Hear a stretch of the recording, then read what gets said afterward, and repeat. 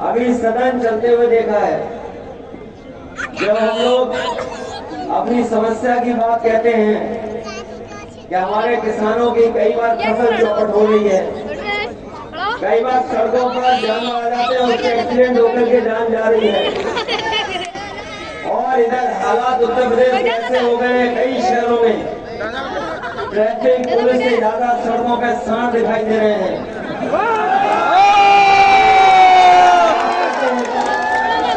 तो हमारे सरकार के जो मुखिया हैं वो कहते हैं कि ये नंदी है, हमें कोई शिकायत नहीं है कि आप क्या कह रहे हैं, लेकिन अगर आप नंदी मान रहे हो उसको, तो कम से कम उसके रख रखाव के लिए, गौ सेवाओं के लिए, गौशाला की सेवाओं में के लिए आपके 100 करोड़ 200 करोड़ से कुछ नहीं होने वाला।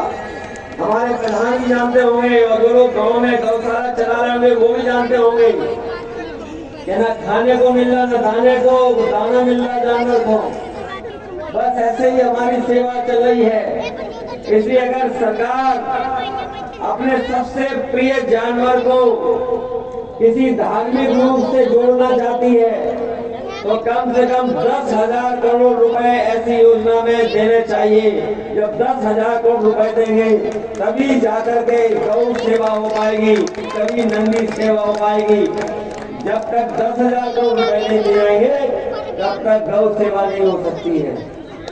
बताओ किसान भाइयों, गांव में रहने वालों, क्या वाकई में सेवा हो रही है?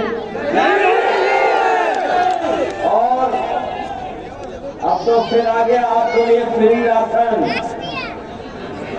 फ्री राशन आ गया आपके लिए। देश के प्रधानमंत्री ने कहा है कि जब तक वो सरकार में रहेंगे फ्री राशन देंगे आपको। आप लोगों को तो याद होगा जब चुनाव था अभी, तो आपको रिफाइंड तेल भी मिल रहा था, नमक भी मिल रहा था, चना भी मिल रहा था। और जैसे ही चुनाव खत्म हुआ, वोट ले लिया, सब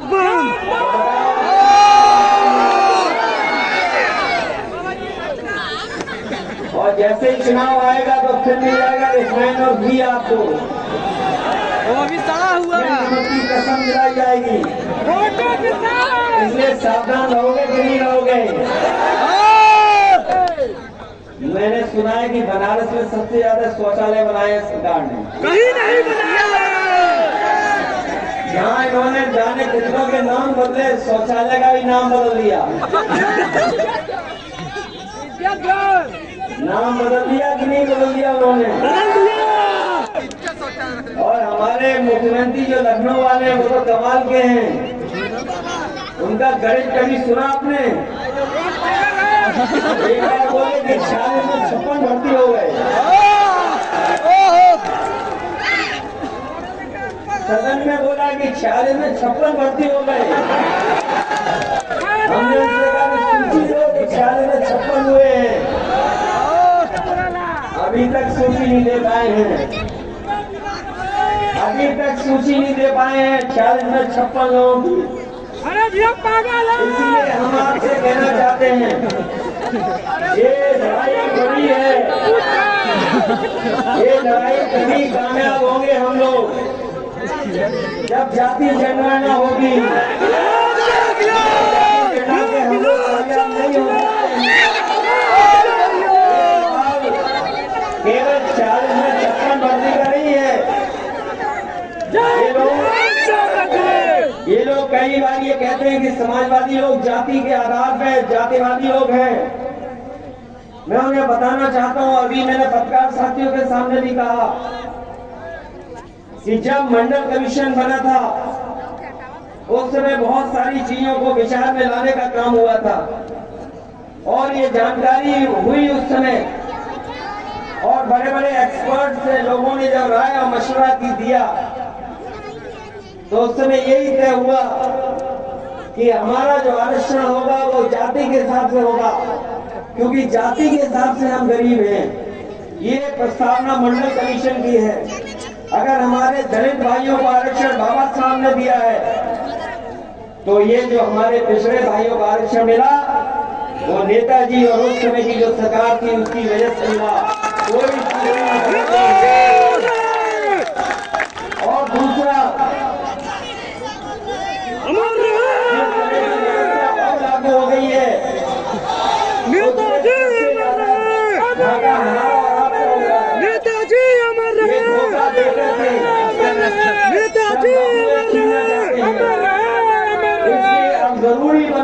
बात को, क्योंकि ये कभी कभी जातियों के बीच में नफरत फैलाते हैं। आज हर वर्ग के लोग चाहते हैं कि जाति लड़ना हो। जो गांव में रह रहे लोग वो सब चाहते जाति लड़ना हो। जो आबादी गरीब है, पिछड़ी रह गई, वो सब चाहती है। और अभी देश के सुप्रीम कोर्ट के चीफ जस्टिस साहब ने भी कहा कि ये जो आरक्षण व्यवस्था है, ये हमारे पिछड़े लोगों को और जो गरीब लोग हैं उनके लिए उम्मीद है, उनके लिए एक आस नजर आती है। इसलिए आरक्षण जरूरी है। आरक्षण से हमारे लोगों को आगे बढ़ने का मौका मिलता है।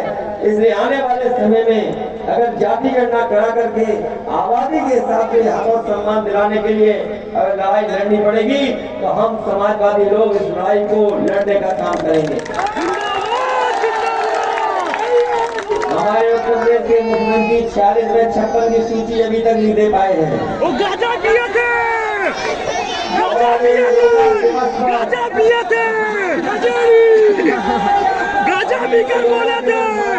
योग दिवस, उस दिन भी आपने उनका योग करते हुए देख लिया होगा वीडियो। गाजा पिए थे। कल्पना करिए, अभी आप कल्पना करिए कि ये लोग कहते हैं कि हम सुबह 4 बजे उठ जाते हैं। गाजा पिए।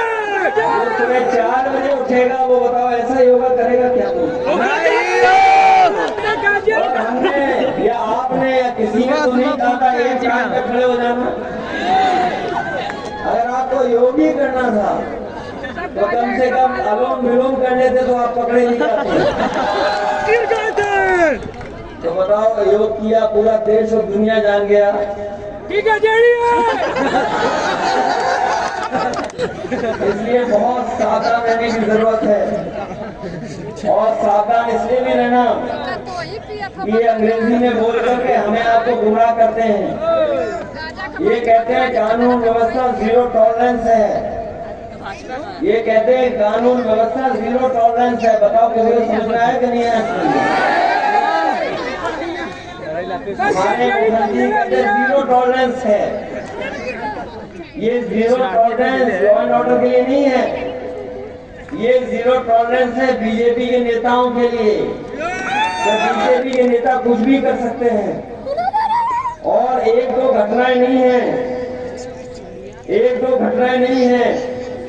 उत्तर प्रदेश में न जाने कितनी घटनाएं हैं और बनारस में न जाने कितनी घटनाएं हैं जहां पुलिस पर उंगली उठती है। एक दो घटनाएं नहीं है, न जाने कितनी घटनाएं हैं। और सबसे ज्यादा गरीब दुखी है, क्योंकि सबसे ज्यादा अपमानित कोई महसूस कर रहा है तो हमारा किसान और गरीब, और सबसे ज्यादा झूठे मुकदमे में फैल रहे हैं।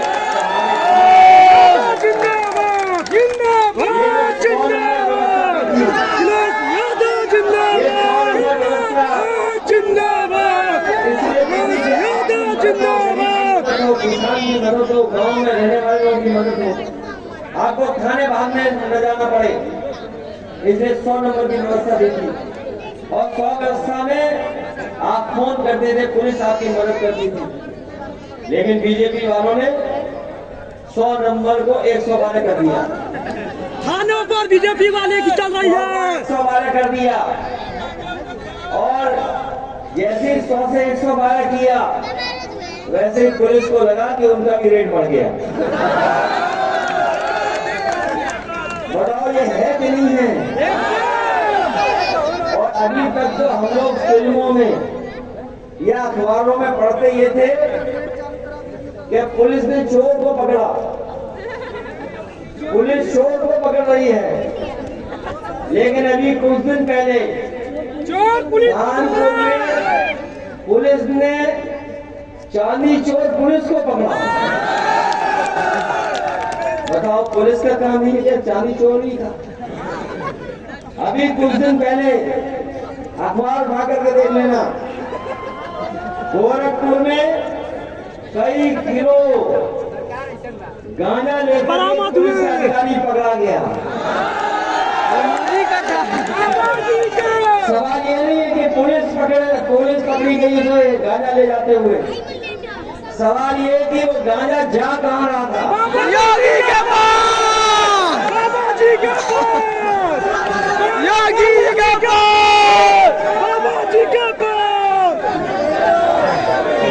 इसलिए आपको इससे सावधान रहना है। ये हमारे बनारस आसपास के लोगों बिल्कुल बॉर्डर पे आ गए हम लोग के हाथ में, चंदौली और बिल्कुल पास आ गए। बहुत अन्याय देखा है पुलिस का हमने और आपने, और एक आध घटना नहीं है, बहुत सारी घटनाएं जहां पर हमारे कार्यकर्ताओं को ये अपमानित होना पड़ा है।